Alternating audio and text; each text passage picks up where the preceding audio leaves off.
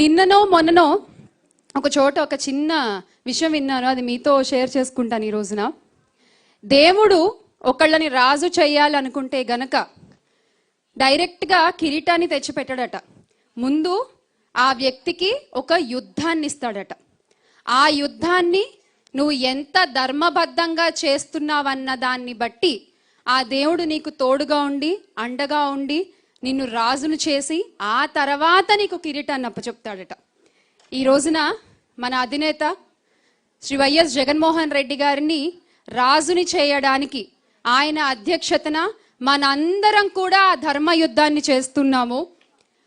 మనం ఇలా ధర్మబద్ధంగా యుద్ధం చేస్తుంటే అవతల పక్క ప్రస్తుత కూటమి ప్రభుత్వం అధర్మంగా మనందరి మీద విచ్చలవిడిగా నోరు పారేసుకుంటూ ఇష్టం వచ్చినట్టుగా దొరికిన ప్రతి వేదిక మీద మన అధినేతని తూలనాడుతూ వారి కుటుంబ సభ్యుల్ని తూలనాడుతూ రాతలు రాసుకుంటూ పోతున్నారు.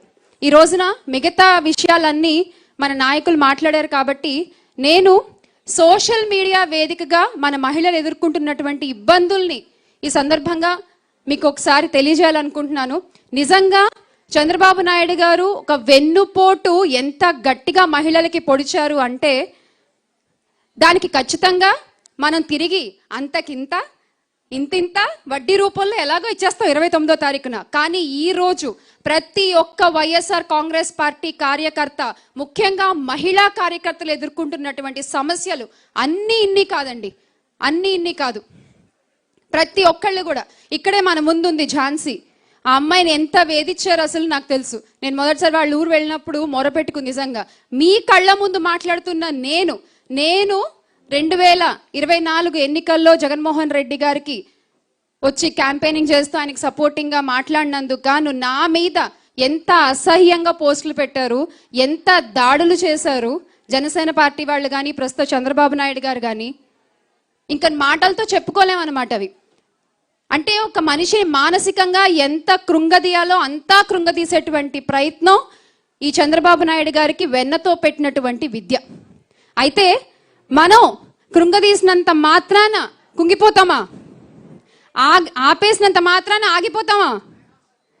అలాగే జగన్మోహన్ రెడ్డి గారు ఇచ్చిన ధైర్యంతో నిలబడతాము, పోరాడతాము, పోరాడి గెలుస్తాము. అవునా కాదా? నాకు ఈ సందర్భంగా ఈరోజు ఈ వేదిక మీద నుంచి ప్రస్తుత కూటమి ప్రభుత్వానికి కొన్ని ప్రశ్నలు అడగాలనుకుంటున్నాము. ఇది ఒక రాజకీయ నాయకురాలుగా కాదు, ఒక మహిళగా, ఒక తల్లిగా, ఒక అక్కగా ఈ ప్రశ్నలు అడుగుతున్నాము. రాష్ట్రంలో మహిళలపై ఇన్ని దాడులు, ఇన్ని వేధింపులు జరుగుతుంటే సోషల్ మీడియా వేదికగా, మీ సోషల్ మీడియా వేదికగా మీకు అవి కనపడవా? మీరు దాని మీద ఎలాంటి చర్యలు తీసుకోరా? మొన్నటికి మొన్న జరిగిన దగానాడులో, వాళ్ళు మహానాడు అంటున్నారు కానీ ఆ దగానాడు అని మనందరికీ తెలుసు. ఆ దగానాడులో చంద్రబాబు నాయుడు గారు మాట్లాడుతూ ఏమంటారండి? మహిళలకు ఏదైతే అన్యాయం జరిగిందో అదే వారికి ఆఖరి రోజు అంటారు. ఇందాక అక్క చెప్పినట్టు బాధితురాలకు ఆఖరి రోజు అవుతోంది తప్ప మహిళలపై అత్యాచారాలు చేసేవాళ్ళు, అరాచకాలు చేసేవాళ్ళు కాల్ ఎగరేసుకుని తిరుగుతున్నారు ఈరోజు బయట. అలాగే మన డిప్యూటీ సీఎం గారు, నేను ఆయన్ని ప్రేమగా పీపీపీ గారు అని పిలుచుకుంటూ ఉంటాను, పిఠాపురం పీఠాధిపతి పవన్ కళ్యాణ్ గారు. సో ఆయన ఏమన్నారండి? మహిళలకి ఎవరన్నా అన్యాయం చేస్తే తలలు తీసేసే చట్టాలు తెస్తాము అన్నారు. మరి ఈ రోజున ఆయన ఉలకడు పలకడు. ఎలాంటి దుస్థితిలో ఉన్నాడంటే ఈరోజు మన ఆంధ్ర రాష్ట్ర డిప్యూటీ సీఎం గారు పక్క రాష్ట్ర మహిళలు ఆయన ఫోటోల్ని చెప్పులతో కొడుతున్నారు. పక్క రాష్ట్ర మహిళలు ఆయన ఫోటోల్ని చెప్పులతో కొడుతున్నారు. ఆ స్థితిలో దిగజారిపోయి ఉంది ప్రస్తుత కూటమి ప్రభుత్వం. ఈ రోజు అధికారంలో ఉన్న పెద్దల్ని మేము ప్రశ్నిస్తున్నాము. మహిళలను కించపరిచే పోస్టులు వైరల్ అవుతుంటే మీరు ఎందుకు వాటిపై ఎలాంటి చర్యలు తీసుకోరు? మహిళలపై సోషల్ మీడియాలో అసభ్యకర వ్యాఖ్యలు చేస్తుంటే మీ స్పందన ఎక్కడా? ఒక మహిళను అవమానించిన రాజకీయమా? ఇదేనా మీ రాజకీయం? అంటే మీకు వ్యతిరేకంగా మాట్లాడితే ఇష్టం వచ్చినట్టు పోస్టులు పెడతారా? మిమ్మల్ని నిలదీస్తే కేసులు పెడతారా? ఇదేనా మీరు చేసేటువంటి రాజకీయం? ఆమె అభిప్రాయాన్ని స్వేచ్ఛగా చెప్పగలిగేటువంటి ఒక పరిస్థితి ఈరోజు ఒక మహిళకి ఆంధ్ర రాష్ట్రంలో ఉందా? ఖచ్చితంగా లేదనే చెప్పాలి. విమర్శిస్తే ట్రోలింగు, ప్రశ్నిస్తే దాడులు, అభిప్రాయం చెబితే బెదిరింపులు. ఇక ఒక బ్యాచ్ ఉంటుందండి, ఇది social psycho batch of TDP అన్నమాట. వీళ్ళకి వేరే పనే ఉండదు. మన వాళ్ళు, మన కార్యకర్తలు, మన మహిళా నాయకుల ఫోటోల్ని మార్ఫింగ్ చేయడం, డీప్ ఫేక్ వీడియోలు పెట్టడం, మనం ఒక పోస్ట్ పెట్టగానే దాని కింద వల్గర్ కామెంట్స్, అసలు ఇంకా మనం మాట్లాడుకోలేని విధంగా ఎన్ని వల్గర్ కామెంట్స్ పెడతారంటే అదే పని వాళ్ళకి పొద్దున్న లేచిన దగ్గర నుంచి. మనం అడిగే ప్రశ్నకి వాళ్ళ దగ్గర సమాధానం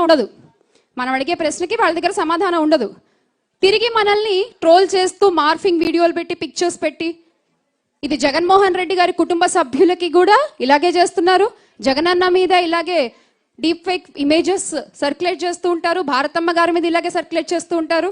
గత కొన్ని రోజులుగా దివంగత నేత వైఎస్ రాజశేఖర్ రెడ్డి గారి క్యారెక్టర్ని కూడా అసాసినేట్ చేస్తూ, ఆయన మీద నిందలు వేస్తూ, మీకెంత ధైర్యం ఉంటే బతికున్నోళ్ళకి ఎలాగో మీరు విలువివ్వరు, మీకు చేత కాదు, చనిపోయిన మహానుభావులపై కూడా పడేయడమేనా?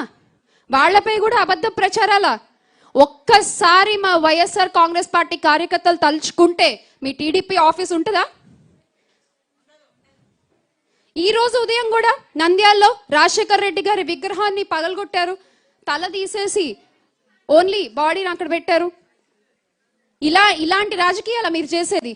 మన ముందే ఉదాహరణగా రజనమ్మ ఉన్నారు. ఎంత ట్రోలింగ్ ఫేస్ చేశారు రజనమ్మ, ఎంతగా వేధిస్తారు ఆవిడ్ని, ఎన్ని మాటలు మాట్లాడతారు. కానీ మీరెంత మాట్లాడినా ఎక్కడ తొణకని బెణకని అలాంటి డైనమిక్ లీడర్స్ వైఎస్ఆర్ కాంగ్రెస్ పార్టీలో ఉన్నారు.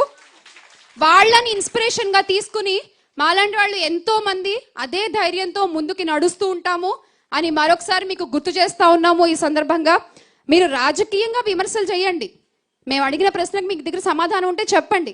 అంతేగాని కుటుంబాలని ఇన్వాల్వ్ చేస్తూ, మహిళల్ని వ్యక్తిత్వ హననం చేస్తూ, ఇదా మీరు చేసేటువంటి నీచపు రాజకీయం, చిల్లర రాజకీయం.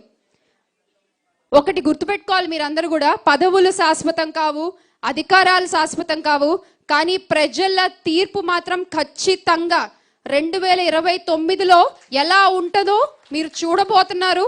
అధికారంలో ఉన్నప్పుడు సంక్షేమం, అభివృద్ధి గురించి మాట్లాడిన మా నాయకులు జగన్మోహన్ రెడ్డి గారు ప్రతిపక్షంలో ఉండి ప్రతిరోజు ప్రజా సమస్యలపై పోరాడుతూనే ఉన్నారు, మిమ్మల్ని ప్రశ్నిస్తూనే ఉన్నారు.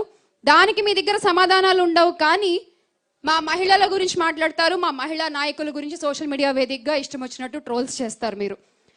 ఈ ప్రశ్నలు ఏవైతే అడుగుతున్నామో అవి వ్యక్తులపై కాదు, మా ప్రశ్నలు మీ బాధ్యతలపై. మీరు అంటూ ఉంటారు కదా, టీడీపీ నాయకులు అంతా కూడా మేము ప్రతిరోజు మా సోషల్ మీడియాని టాప్ టు బాటమ్ మేము ఫాలో అవుతూ ఉంటాము అని. మరి మహిళల మీద, మా మహిళా నాయకుల మీద ఇంత నీచంగా చేసేటువంటి పోస్టులు, మా కార్యకర్తల మీద పెట్టేటువంటి మార్ఫింగ్ ఇమేజెస్, వీడియోస్ మీ టైం లైన్లో కనిపించవా? మీ స్క్రీన్ మీద కనబడవా? ఇక కేసులు, గత 2 సంవత్సరాలుగా సోషల్ మీడియా కేసులే 330కి పైగా పెట్టారు. సోషల్ మీడియా వేదికగా ఎవరైతే మన వైఎస్ఆర్ కాంగ్రెస్ పార్టీకి ఇంక్లైన్డ్గా ఉంటారో, సానుభూతి పరులుగా ఉంటారో వాళ్ళందరి మీద, మహిళలని లేదు, చదువుకునే పిల్లలని లేదు, టీనేజర్స్ ఎవరైతే జగనన్నకి ఫరగా మాట్లాడతారో వాళ్ళ మీద కేసులు, 338 కేసులు. మీరు మళ్ళీ శాంతి భద్రతలు అంటూ మాట్లాడుతూ ఉంటారు. సైబర్ క్రైమ్లో ఎన్ని కేసులు నమోదయ్యో తెలుసా అండి చంద్రబాబు నాయుడు గారు మీకు? గత 2 సంవత్సరాల్లో సిఐడి సైబర్ క్రైమ్లో 28,000కి పైగా కేసులు నమోదయ్యాయి. ఒక్కటి కూడా మీరు యాక్షన్ తీసుకోలేరు, ఒక్కటి కూడా. ఇది మీరు రాష్ట్రానికి పొడిచిన వెన్నుపోటు. రాష్ట్రంలో ఉన్న శాంతి భద్రతలపై మీరు తీసుకున్నటువంటి చర్య ఏంటయ్యా అంటే గుండు సున్నా. రోజు పాలన గురించి పెద్ద కబుర్లు చెప్తారు, పెద్ద మాటలు మాట్లాడతారు. కానీ మహిళా రక్షణ విషయంలోనే మీరేం చేయలేనప్పుడు అసలు మీ ప్రభుత్వం ఉంటే ఏంటి, ఊడితే ఏంటంట నేను. ఒక మహిళకి నువ్వు ధైర్యాన్ని కల్పించలేనప్పుడు నీ ప్రభుత్వం ఉంటే ఏంటి, ఊడితే ఏంటి? నిజంగా ఈ రోజున ఇక్కడ చేరినటువంటి మహిళా మండలందరికీ కూడా ఒక విజ్ఞప్తి చేసుకుంటున్నాము. నేను ఎప్పుడో ఒకటి నమ్ముతాను, మౌత్ పబ్లిసిటీ అని.